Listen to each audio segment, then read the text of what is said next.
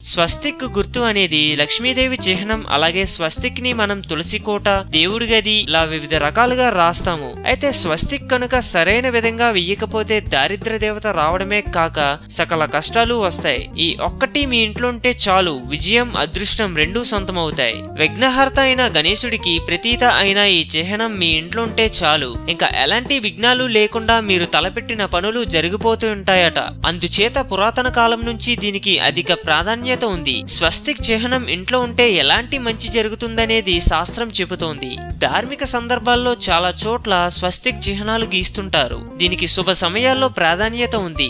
స్వస్తిక్ అంటే శుభం జరగటం. పురాతన కాలంలో స్వస్తిక్ సూర్య పూజలకు చిహ్నంగా ఉండేదట. దీన్ని శ్రీ మహాలక్ష్మీదేవికి ప్రతీకగా చెబుతారు. తమ కుటుంబాలకు వ్యాపారాలకు గణపతి కాపుగా ఉండాలని కోరుకునే వాళ్ళు వ్యాపార ప్రాంతాలు ఇళ్లలో ఈ స్వస్తిక్ చిహ్నాన్ని పెట్టుకుంటారు. కొత్త ఖాతా పుస్తకాలు ప్రారంభించేప్పుడు, షష్ఠి పూజలు, వివాహాలు సమయంలో ఈ స్వస్తిక్ ను గీస్తారు. స్వస్తిక్ ఎడమ నుంచి కుడివైపుకు తిరుగునట్లుగా కనిపిస్తూ కాలచక్రంలా అనిపిస్తుంది. ఆధ్యాత్మిక ప్రపంచంలో ఓంకు ఉన్న ప్రాధాన్యత స్వస్తిక్ కి కూడా ఉంది. ప్రత్యేక పూజల సమయంలో స్వస్తిక్ ముద్రను ఉపయోగిస్తారు. ఇంటి గుమ్మాలపైన వీటిని గీస్తే వాస్తుపరమైన దోషాలు నివారించి పడతాయట. స్వస్తిక్ ముద్ర సవ్య దిశలో అంటే అదృష్టం విజయం వర్తిస్తాయట.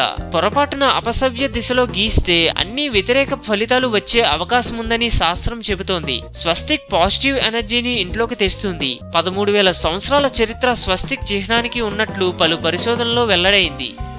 హిందూయిజం గురించి మరిన్ని గొప్ప గొప్ప విషయాలను తెలుసుకోవడం కోసం మా ఛానల్ ని సబ్స్క్రైబ్ చేయండి. ఈ వీడియో మీకు నచ్చినట్లయితే లైక్ చేయండి, షేర్ చేయండి.